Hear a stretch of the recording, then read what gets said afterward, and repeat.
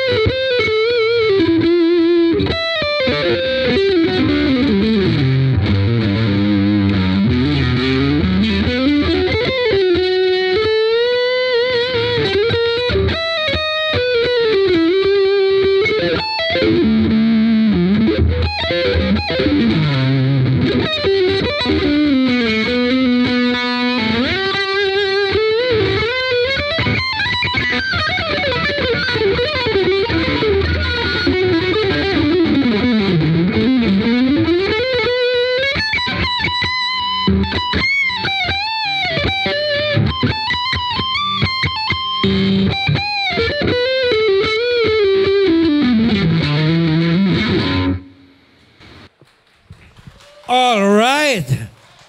Palakpakan naman natin itong dalawang gentlemen na ito. 4-0 in favor of James. Congratulations! Good evening ulit. Ngayon mo ulit.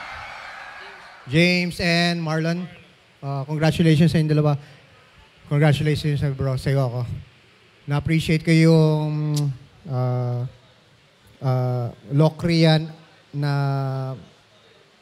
yung E-flat na takbo mo.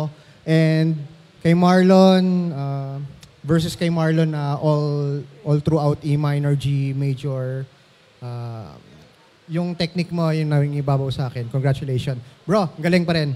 Congratulations sa'yo. Yun, sa akin, straightforward na, si James ako. Kasi sa age niya, kaya niyang umatake ng umatake. Kumbaga walang pakod eh. Pero Sir Marlon. Sir, mas gusto ko yung tone mo. Pero sa kanya ako.